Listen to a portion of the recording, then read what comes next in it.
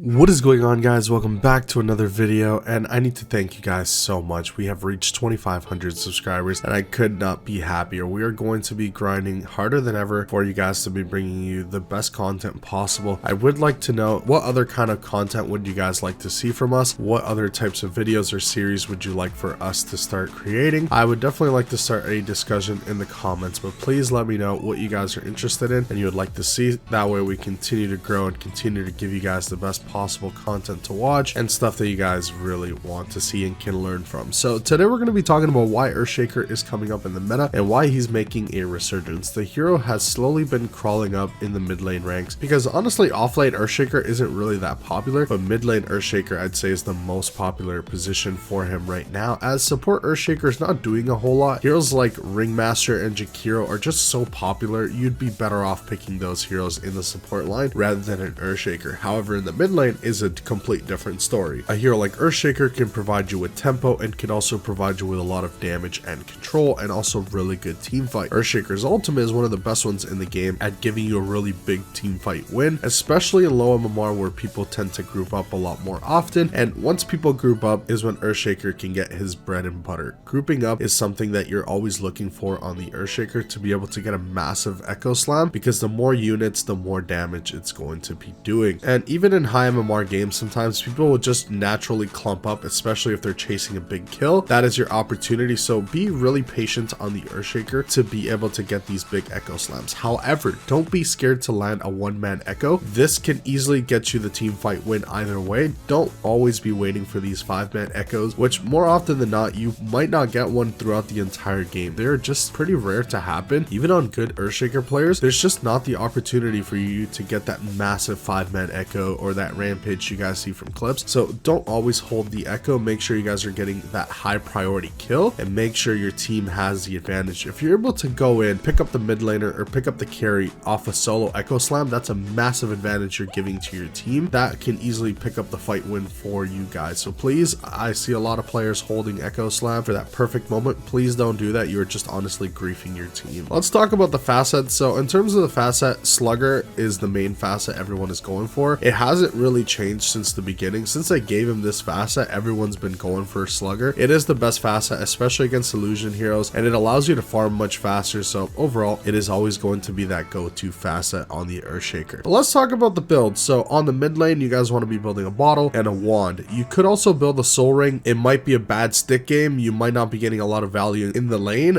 Bottle is not enough to keep you sustained, so soul ring could also be a really good pickup. I do recommend the soul ring. It is really strong. Giving you armor is also really good, armor and strength. Then you're going to be going for treads or phase boots. This is really down to personal preference. Are you going to be right clicking a lot more often, or you're going to be playing more of this echo style and you want to be able to position yourself better? If you want to position better, you could go for the phase boots. If you want to right click more with your enchant totem and go for multiple of those and just do more right click damage, you are going to get the treads. I find that the treads is a lot better. However, in some games that you might be behind or it might be hard for you to close the gap, phase boots might be a really good idea to pick up. Then you're going to go for either a blink or an aghanim scepter, and again, this comes down to either personal preference or how the game is going. Some players like to skip the aghanim scepter entirely. I personally enjoy picking the aghanim scepter up almost every single game. There's some games where I really want the blink dagger and I want to be able to surprise my enemies from the tree line and be able to get a big echo slam. Sometimes the aghanim scepter doesn't give you enough early on, so you can get the blink and then the aghanims, or vice versa. Either way, it really works, or you can entirely skip it if it makes sense to you. Personally, I think you should be picking it up every game. Items like Yashikaya or Yule Scepter or Refresher, maybe a BKB, it really depends on what the game calls for. A lot of the times you need items like Yule's to get out of really rough situations, especially items like Wind Waker are going to be very beneficial for you to get in and out of the fight. You combine that with a blink dagger and an aghanim scepter and you're pretty much immortal on the Earthshaker, and that is really good to have because they're going to be wasting a lot of resources on you just to be able to get rid of you, and the rest of your team is going to be absolutely free in the team fights to do pretty much whatever they want. Even in the ultra late game, Earthshaker is no joke. Items like Refresher are a really big part of it, and also you can go for items like Shiva's, or your shard is really good. Usually you get that from Tormentor. If you guys take down the Tormentor, you could be able to pick that up, or you just end up buying it. I think it's still really good even buying it early. Extra chain lockdown you can actually have is really important to have if you want to go for these massive combos. combos. Let's talk about some support pairings that can help you out. Heroes like Grimstroke, Bounty Hunter, Lion, heroes from the offlane like Darkseer can easily help you out. These heroes can do very well with you and help you set up for really massive team fights. Heroes like Dark Willow as well with Terrorize can easily set up something, or Vacuum on the Darkseer is really good. Anything that can help people group up, even heroes like Enigma. So a lot of these wombo combos are really good to have. Anything that can make your life easier on the ES to get more pickoffs is going to be much better. Heroes like Bounty Hunter and Grimstroke easily allow you to do that. Grimstroke will give you the extra stun for you to be able to CC them. Bounty Hunter is going to give you that extra vision and can easily play very aggressive with you around the map, and that's something a lot of the times you do need on the ES. You need a team that can easily back you up whenever you are and help play with you. But now let's talk about the best and the worst matchups for the Earthshaker. Some of the best matchups are heroes like Broodmother, Morphling, Slark, Phantom Lancer, Naga Siren. You do very well up against. Heroes like Puck you also do very well up against. You can easily deny them out of lane very easily. Heroes like Broodmother just get absolutely stomped. Once all the spiders are nearby, you land an Echo Slam and the Broodmother just pretty much disintegrates. She disappears. So she has to be microing her spiders constantly to not be able to get one shot by the Earthshaker. And heroes like Phantom Lancer and Naga Siren, obviously they're illusion heroes, so that Echo Slam is going to do a lot more damage and can potentially destroy their team if they are nearby as well. And heroes like Slark you also do very well up against, and you can easily get away from Slark with your Aghanim Scepter, and you just do a lot of damage through his ultimate anyway, and you're able to kill him through his ultimate, which is really good to have. Some of the bad matchups are Viper, Clinks, Sniper, Razor, Phantom Assassin. Basically heroes that are super tanky for you to go up against or that have way too much range. So Clinks is pretty fragile, however Clinks does a ton of damage and is a natural Bloodthorn buyer, and you really don't like buying BKB early on. You don't want to be having that item, you'd rather have other items. So buying BKB early just to be able to deal with the silence is kind of rough. That's not too good. And then heroes like Sniper have so much range where if they actually position properly and know what they're doing and they have escape tools, you're not going to be killing them half the time, and you have to be putting yourself in a really bad position to be able to pick them off, and that is why he is one of the tougher matchups. And in the mid lane he is just going to be peep shotting you left, right, and center. It's going to be super annoying and you're not going to be getting a whole lot done. You might as well just go for a rotation and try and go for pickoffs around the map, because